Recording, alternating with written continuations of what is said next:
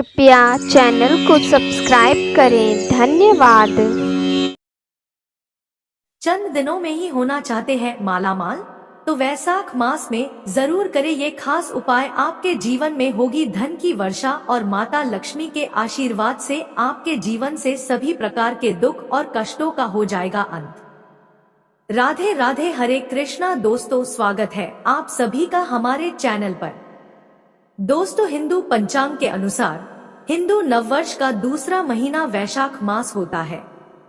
इस माह में जगत के पालनहार भगवान विष्णु और शिव जी की विशेष पूजा अर्चना करने का विधान है। धार्मिक मान्यता है कि वैशाख माह में स्नान, दान, जप, तप इत्यादि करने से साधक को शुभ फल की प्राप्ति होती है। साथ ही जीवन की सभी परेशानियों से छुटकारा मिलता है। दोस्तों, इस बार साल 2024 में वैशाख का महीना 24 अप्रैल से लेकर 23 मई तक रहने वाला है। विशाखा नक्षत्र से संबंध होने के कारण इस माह को वैशाख कहा जाता है। दोस्तों, इस महीने में धन प्राप्ति और पुण्य प्राप्ति के बहुत से अवसर बनते हैं। पूरे वर्ष में केवल एक बार श्री बांके बिहारी जी के चरण दर्शन भी इसी महीने में होते हैं। इस महीने में गंगा या किसी सरोवर में स्नान करने का विशेष महत्व है। आमतौर पर इसी समय से लोग जीवन में मंगल कार्य भी शुरू हो जाते हैं। दोस्तों, मान्यता है कि इस माह में स्नान, दान, उपाय, टोटके और दान आदि करने से इंसान को सुख समृद्धि की प्राप्ति होती है और जीवन के सभी दुख और संकट से छुटकारा मिलता है।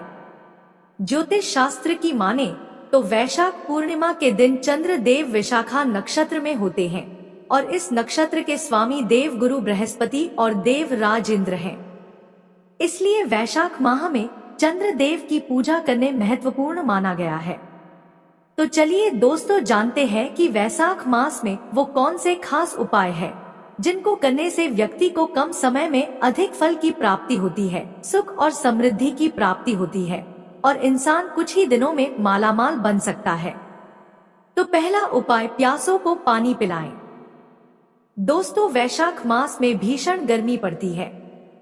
इस महीने में यदि आपके द्वारा प्यासे लोगों को, प्यासे जीव जंतुओं को पानी पिलाने की व्यवस्था की जाए तो इससे देवताओं के साथ साथ पितृ भी आपसे प्रसन्न होते हैं।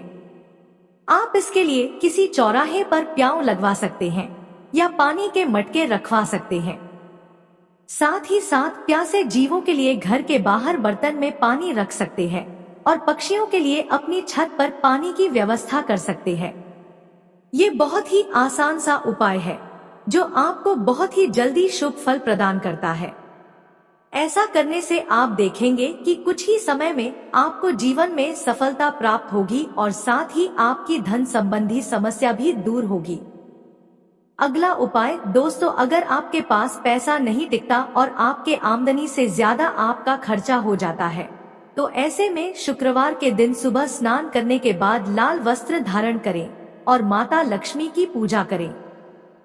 इसके बाद उन्हें जटा वाला नारियल, कमल का फूल, सफेद कपड़ा, दही और सफेद मिठाई अर्पित करें। इसके बाद पूजा में रखा नारियल एक साफ लाल रंग के कपड़े में लपेटकर किसी ऐसे स्थान पर रखें जहां किसी की नजर ना पड़ती हो। ऐसा करने से धन संबंधित समस्याएं दूर हो जाती हैं। अगला उपाय, शिवलिंग पर गलंतिका बांधे। दोस्तों, वैशाख मास में शिवलिंग के ऊपर गलंतिका बांधने की परंपरा भी है। गलंतिका एक छोटी मटकी होती है जिसमें से बूंद बूंद पानी शिवलिंग पर टपकता रहता है। मान्यता के अनुसार वैशाख मास में शिवजी के शरीर का तापमान काफी बढ़ जाता है।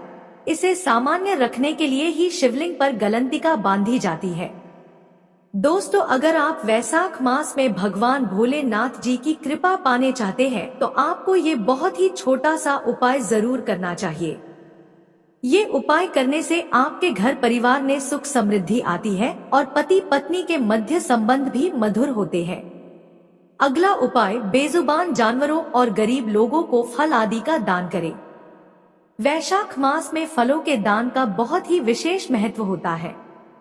इस मौसम में ऐसे फल आते हैं जो शरीर में पानी की कमी पूरी करते हैं, जैसे तरबूज, खरबूज और आम आदि। इस समय में ये फल शरीर के लिए काफी फायदेमंद होते हैं। इसलिए वैशाख मास में जरूरतमंदों को, बेजुबान जानवरों को फल आदि का दान जरूर करना चाहिए। अगर आप ऐसा करते हैं तो आपके जीवन में कभी भी दुर्भाग्य का साया नहीं पड़ेगा। अगला उपाय, वैशाख मास को माधव मास भी कहते हैं, यानी भगवान विष्णु का महीना। इस महीने में भगवान विष्णु की पूजा भी शुभ फल देने वाली मानी गई है। इस महीने में भगवान विष्णु के सहस्त्र नाम का पाठ करना चाहिए। ये काम रोज न कर पाएं तो इस महीने में पड़ने वाली दोनों एकादशियों पर ये उपाय कर सकते हैं। अगला उपाय, शिवलिंग का रुद्राभिषेक करें। दोस्तों, रुद्राभिषेक करने से भगवान शिव का आशीर्वाद भक्त को प्राप्त होता है और उनके सभी मनोरथ पूर्ण होते हैं। ऐसा कहा जाता है कि एकमात्र सदाशिव रुद्र के पूजन से सभी देवताओं की पूजा स्वतः हो जाती है। इस प्रकार शिव के रुद्र रूप के पूजन और अभिषेक करने से जाने अनजाने होने वाले पापाचरण से भक्तों को शीघ्र ही छुटकारा मिल जाता है और साधक में शिवत्व रूप सत्यम शिवम सुंदरम का उदय हो जाता है। साथ ही शिव के शुभाशीर्वाद से समृद्धि, धन धान्य, विद्या और संतान की प्राप्ति के साथ साथ सभी मनोकामनाएं पूर्ण हो जाती हैं। अगला उपाय, अगर आपको लग रहा है कि आपके घर में नकारात्मक शक्तियों का वास है तो ऐसे में वैशाख के महीने में नारियल पर काजल का टीका लगाकर इसे घर के हर कोने में ले जाएं और उसके बाद इसे नदी में प्रवाहित कर दें।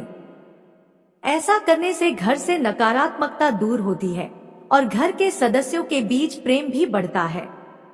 अगला उपाय, शिव जी को लगाएं इन चीजों का भोग। दोस्तों, सोमवार के दिन भगवान शिव जी को घी, शक्कर, गेहूं के आटे से बने प्रसाद का भोग लगाना बहुत शुभ माना जाता है। भोग के बाद धूप और दीप से भोलेनाथ की आरती करें और प्रसाद का वितरण करें। ऐसा करने से शिव की कृपा से आपके सारे कष्ट दूर हो जाएंगे। अगला उपाय, दोस्तों, वैशाख का महीना सभी अन्य महीनों में सर्वश्रेष्ठ माना गया है। इस महीने में भगवान विष्णु के परशुराम, नृसिंह, कूर्म, वराह और बुद्ध अवतार की पूजा की जाती है।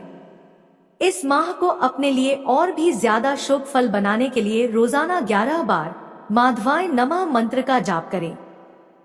ऐसा करने से आपके परिवार पर आने वाले सभी संकटों का नाश होता है।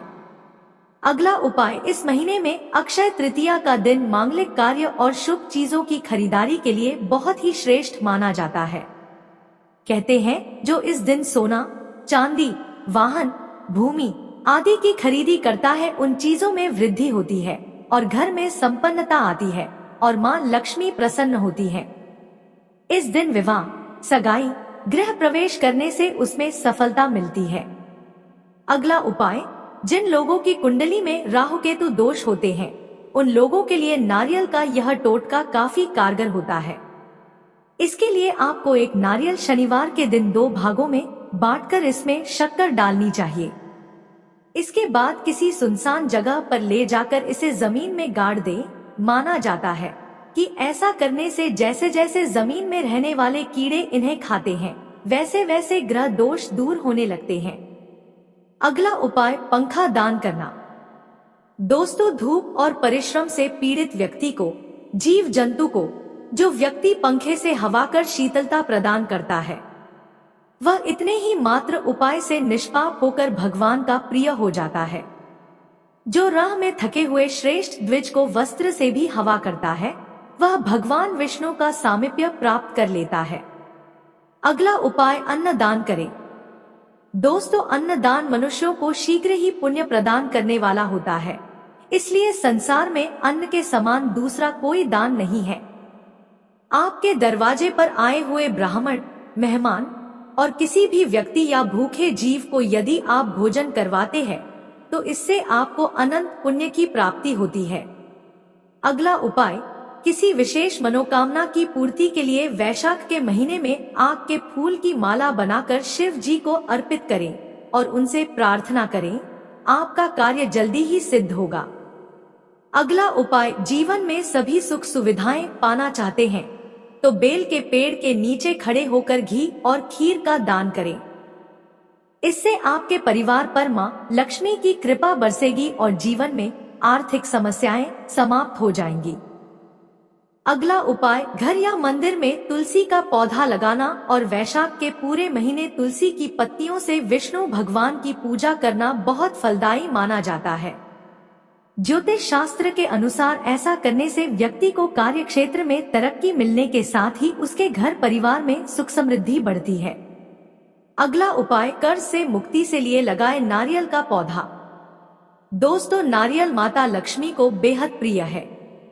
ऐसे में यदि वैशाख मास में आप अपने घर में नारियल का पौधा लगाएं, तो इससे भी देवी का आशीर्वाद प्राप्त होता है।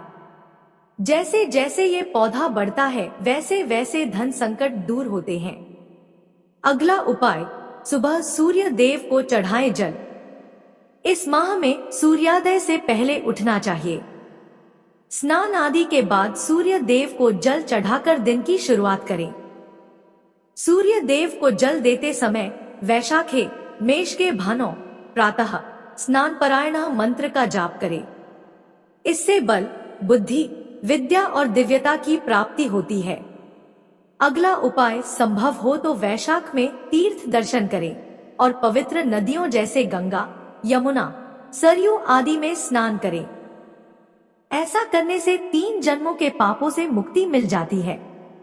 नदियों में स्नान ना कर पाने की स्थिति में घर पर पानी में थोड़ा सा गंगाजल मिलाकर स्नान कर सकते हैं। तो दोस्तों, यह थी आज की वीडियो। आपको हमारी जानकारी कैसी लगी हमें कमेंट करके बताएं।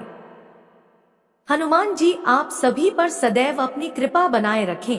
वीडियो के अंत तक बने रहने के लिए आपका बहुत बहुत धन्यवाद।